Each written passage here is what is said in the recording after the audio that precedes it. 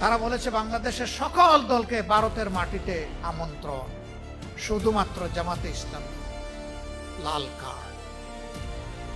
আমরা এই লাল কার্ডের পরোয়া করি না। আমরা ভারতের বুকে আশ্রয় নেওয়ার কোনোদিন চিন্তাও করি না।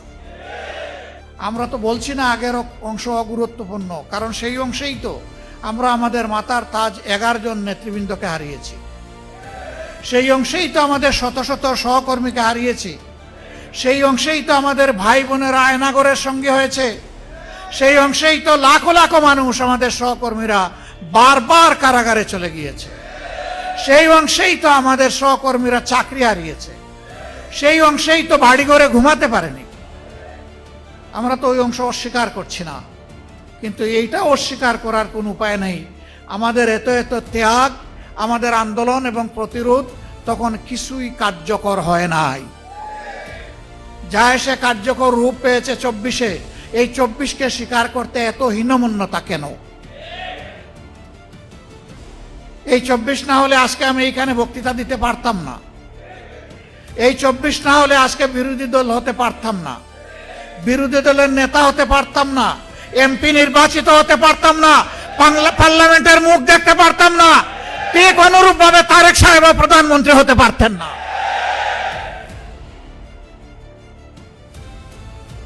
আর যে সমস্ত মন্ত্রীরা আজে বাজে কথা বলে, কেউ তো সংসদের ভিতরেই বলে ফেলে, আর কেউ টক শোতে গিয়ে বলে, দায়িত্ব জ্ঞানহীন কথা বলে, দেশ বিরোধী কথা বলে। আমরা যখন সংসদে এই বিষয়গুলো তুলে আনি, তখন বলা হয় এগুলা সংসদের বাইরের ব্যাপার। আবার আমাদেরকে যখন আঘাত করা হয়, তখন শুধু সংসদের বাইরের ব্যাপার না, আধা শতাব্দী আগের বিষয়গুলো নিয়ে আসা হয়। চিংড়ি মাছের জীবন, লাফ দিলে পিছনের দিকে যায়, সামনে রাস্তা খুঁজে পায় না। এই জাতি আগাবে কিভাবে? আমরা সবসময় বলে আসি যে আসেন সামনাটা দেখি, এগিয়ে যায়। যেই অঙ্গীকার নিয়ে 24 হয়েছে, সেই অঙ্গীকার বাস্তবায়ন করি। বড় কিছু নয়। এই যুবকেরা চেয়েছিল একটা বৈষম্যহীন সমাজ, চেয়েছিল সকলের অধিকার নিশ্চিত হোক। তারা চেয়েছিল বাংলাদেশ থেকে দুর্নীতি দূর হোক। তারা চেয়েছিল চাঁদাবাজদের কবলে পড়ে জাতির যে জেরবার অবস্থা, এখান থেকে জাতি মুক্তি পাক। তারা চেয়েছিল আদালতে গেলে মানুষ যেন ন্যায় বিচারটা পায়। এই তো এতটুকু। তারা তো কারো কাছে ভিক্ষা চায়নি। তারা বলেছে আমাদের যোগ্যতা অনুযায়ী আমাদের হাতে কাজ তুলে দিতে হবে। আজকে অনেক বড় বড় কথা আমরা শুনছি বিভিন্ন দিক থেকে, কিন্তু কাজের বেলায় আমরা এটা খুঁজে পাই না। আপনারা নিশ্চয়ই সংসদ দেখেন। আমি বিশ্বাস করি এই কারণে দেখেন যে এই সংসদকে আপনার মজলুমের সংসদ মনে করে। সেই মজলুম এমপিরা ওখানে গিয়ে জনগণের জন্য কি বলে, এটা আপনারা আগ্রহ করে শুনতে চান, দেখতে চান। আপনারা মূল্যায়ন করবেন আপনাদের বিবেকের পর্দায়। এ গভীর বিশ্বাস আমাদের আছে।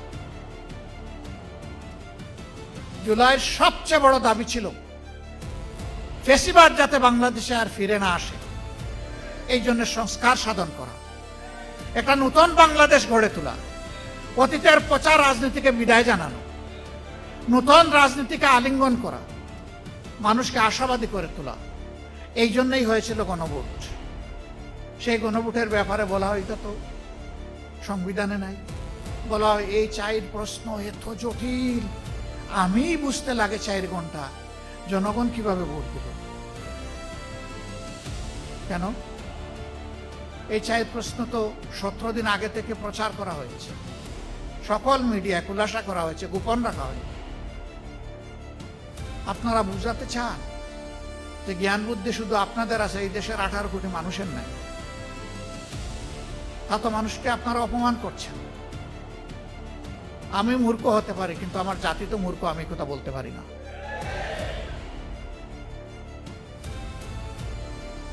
সম্মানিত ভাইয়েরা, 4 প্রশ্ন জাতি যদি না বুঝে তো 31 প্রশ্ন বুঝে কিভাবে? এগুলো সব গুজামিল, ভাওতাবাজি। এবং ইতিমধ্যে একজন বলেছেন আমরা সব কিছু আগে মেনে নিয়েছি যাতে বুটটা হয়ে যায়, মানে বুট হয়ে পকেটে ঢুকে যায়। আরেকজন বলেছেন কুল মওকুফের কথা বলেছিলাম আসলে বুট পাওয়ার জন্য। লা হাওলা ওয়ালা কুওয়াতা ইল্লা বিল্লাহ। রাজনীতিবিদরা যদি এরকম জাতির সাথে প্রতারণা করে তাহলে এ দেশের মানুষ যাবে কোথায়? যারা দেশ চালাবে, দেশের জন্য আইন এবং নীতি তৈরি করবে, তাদের মিনিমাম একটা নৈতিক মানদণ্ড থাকা উচিত। ইলেকশনের আগে তারাও বললেন, আমরাও বললাম, সবাই গণভোটে হা বলল, জনগণ 70% মতো হা বলল। এখন তারা বলেন যে 51% মানুষ আমাদেরকে রায় দিয়ে পাঠিয়েছে, আমরা এটা মানবো না, কারণ আমরা সংখ্যাগরিষ্ঠ। 51 বড় না 70 বড়? আপনাদের দাবি যদি মেনেও নেই, কিভাবে ভোট পেয়েছেন সে বিতর্ক থেকে গেল ইতিহাসে। পাইছেন কি পান নাই, হিসাব কিভাবে মিলাইছেন জনগণ জানে। 3.5 ঘন্টা ব্ল্যাক আউট করে কি করা হয়েছে জনগণ বুঝে, এবং এর জন্য রাজসাক্ষীও পাওয়া গেছে, কোনো অসুবিধা নেই।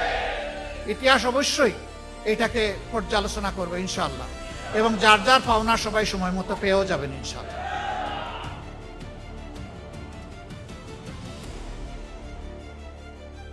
70% মানুষের রায়কে অগ্রাহ্য করে এখন আমাদেরকেও বলা হচ্ছে আপনারাও আসেন, এই অগ্রাহ্যের মিছিলে আপনারাও শরীক হয়ে যান।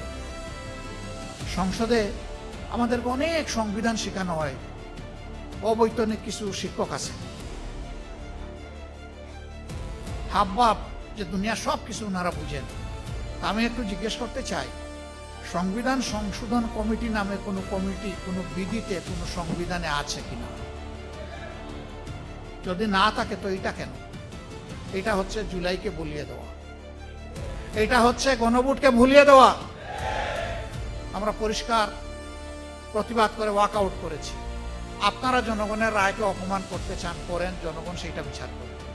আমরা জনগণের সাথে আছি, তাদের রায়ের পক্ষে আছে, লড়ে যাব, লড়াই করতেই থাকব, এবং আমরা গভীরভাবে আস্থা রাখি ইনশাআল্লাহ এই 70% ভোট বৃথা যাবে না, এই গণরায় বাস্তবায়ন হবে ইনশাআল্লাহ। সেই পর্যন্ত সমাধান যদি সংসদে না হয়, সমাধান হবে রাজপথে ইনশাআল্লাহ। এই দেশকে আমরা ভালোবাসি, এই দেশ কোনো একক দলের নয়, এই দেশ প্রত্যেকটি নাগরিকের, ধর্ম বর্ণ নির্বিশেষে। আরেকটা কথা বন্ধুগণ, প্রতিবেশী দেশ সম্পর্কে এখানে অনেকে আক্ষেপ প্রকাশ করেছে। আমরাই একমাত্র দল যাদেরকে তারা পছন্দ করে।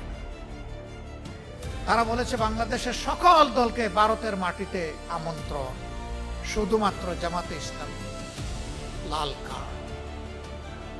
আমরা এই লাল কার্ডের পরোয়া করি না। আমরা ভারতের বুকে আশ্রয় নেওয়ার কোনোদিন চিন্তাও করি না। এই দেশ আমাদের দেশ, আমাদের আশ্রয়ের জায়গা 18 কোটি মানুষের অন্তর ইনশাআল্লাহ।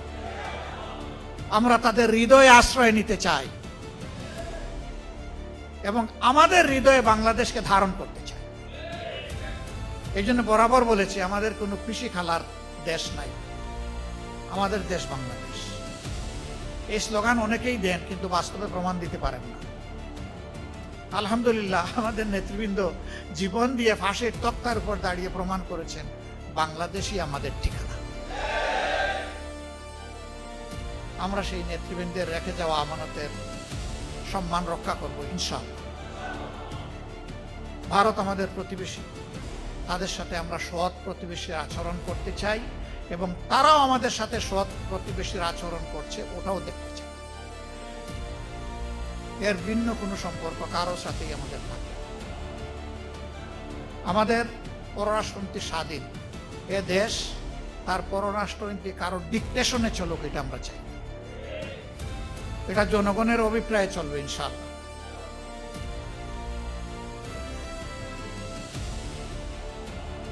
সম্মানিত ভাই বোনেরা, অনেক কথা বলে ফেললাম। শহীদ পিতারা বলে গেছেন তাদেরকে হুমকি দেওয়া হচ্ছে। এই হুমকি আপনাদেরকে নয়, কার্যত এই হুমকি জাতিকে দেওয়া হচ্ছে, এই হুমকি আমাদেরকে দেওয়া হচ্ছে। আপনারা আমাদেরকে আলাদা ভাবছেন, আমরা তো প্রথম দিনই আপনাদের ঘর বাড়িতে হাজির হয়ে বলে দিয়েছি যে এখন থেকে আপনাদের পরিবারের সদস্য আর একটা সদস্যের নাম হচ্ছে বাংলাদেশ জামাত ইসলামী। আমরা আপনাদের পরিবারের সদস্য হয়ে আছি। হয়তো পারি না সবসময় খোঁজখবর নিতে মনে চাইলেও, কিন্তু আমাদের অন্তরে আপনারা 7 দিন 24 ঘন্টায় আছেন, থাকবেন। এই ঋণ পরিশোধ করার কোনো শক্তি আমাদের না, কিন্তু আমরা চেষ্টা করে যাব যাতে আপনাদেরকে সম্মানটুকু দেখানো। আল্লাহ যেন এই শক্তি আমাদেরকে দান করে। আপনাদের নিরাপত্তা আমাদের নিরাপত্তা। আমরা ভয় পাই না, ভয় পাই শুধু আল্লাহ রাব্বুল আলামিন। আর কাউকে কোনো পাত্তাই দেই না, পাত্তা দিব না ইনশাআল্লাহ। আহত পঙ্গু ভাইয়েরা যারা আছেন তাদের জন্য বড় দুঃখ। শহীদ হয়ে যারা চলে গেল আমরা বিশ্বাস করি তারা তো জান্নাতের পাখি হয়ে গেল, কিন্তু যারা এই যে বেঁচে আছে কষ্ট নিয়ে, তাদের জন্য বড়ই কষ্ট লাগে। আসলে তাদের জন্য কার্যকর কিছু আমরা করতে হবে। আমরা বড় লজ্জিত। সরকার পারে, এই জন্যে এই বাজেট সেশনে 2 বারে এই দাবি উত্থাপন করেছি, মেহরবানি করে তাদের বিষয়টা সর্বাধিক অগ্রাধিকার দিয়ে দেখতে। রাষ্ট্র যদি না দেখে তাহলে এই রাষ্ট্র হবে অভিশপ্ত রাষ্ট্র। এই রাষ্ট্র হবে অকৃতজ্ঞ রাষ্ট্র, নিমক হারাম রাষ্ট্র। আমরা আশা জাগাইয়া রাখতে চাই যে এই রাষ্ট্র নিমক হারামি করবে না এদের সাথে, কিন্তু যদি করে তাহলে অতীতে যেমন নিমক হারামদের কোনো ভালো পরিণতি হয়নি, বর্তমানেও হবে না। সম্মানিত ভাই বন্ধুগণ যারা এসেছেন তাদের কাছে আমরা কৃতজ্ঞতার ভাষা খুঁজে পাই না, হারিয়ে যাই। আবেগ আসে, কান্না আসে, চোখ দিয়ে পানি পড়ে না, রক্ত পড়ে। কারণ এই ইতিহাসটা রক্তাক্ত ইতিহাস, শহীদের রক্তে লেখা 24। হে রব্বুল আলামিন, তুমি এই শহীদদেরকে কবুল করার দেশটাকেও কবুল করো।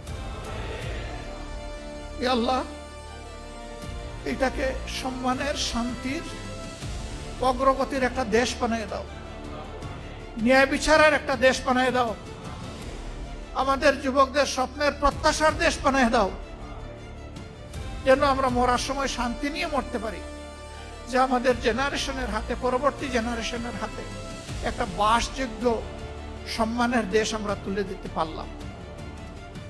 আমাদের জন্য দোয়া করবেন। আমরা ইনশাআল্লাহ জীবন থাকতে কোনো অন্যায়ের কাছে মাথা নত করব না। সে যত বড় শক্তি হোক, কোনো ভয়টা দেখাই আমাদের কোনো লাভ নাই ভাই। আমরা ওই সমস্ত ভয়কে পাত্তা দিই। বাংলাদেশ ভয়কে জয় করেই 2026 সালে এসে উপনীত হয়েছে। আমরা দাবি করছি, জুলাই সনদে লেখা আছে শহীদদের এবং আহত যোদ্ধাদের নামে বাংলাদেশের বিভিন্ন সড়ক এবং স্থাপনার নামকরণ করা হবে। যত তাড়াতাড়ি এটা করা হবে আমরা ধরে নিব সরকার তত বেশি তাদের প্রতি শ্রদ্ধাশীল। আমরা সেই দাবি আজকে পাবলিক স্পেস থেকে রেখে সংসদে বলেছি, বলতে থাকবো। দাবিগুলা ন্যায্য দাবিগুলো অর্জন না হওয়া পর্যন্ত সংসদের ভিতরে আমাদের লড়াই চলবে ইনশাআল্লাহ। আপনাদেরকে সাথে থাকতে বলছি না, আমরা আপনাদের সাথে আছি ইনশাআল্লাহ। আমরা আপনাদের সাথে ছিলাম, আছি। আল্লাহ যতদিন বাঁচায় রাখবেন থাকবো ইনশাআল্লাহ, থাকবো ইনশাআল্লাহ, থাকবো। এর কোনো ব্যতিক্রম হবে না ইনশাআল্লাহ। আল্লাহ তাআলা আমাদেরকে কবুল করুন। সবাই মিলে এই দেশকে নির্ভেজাল করার তৌফিক দিন। সবাই মিলে আমাদের আকাঙ্ক্ষার বাংলাদেশ গড়ে তোলার তৌফিক দান করুন। এবং আমরা বিশ্বাস করি এটা আল্লাহর আইনের ভিত্তিতেই কেবল সম্ভব।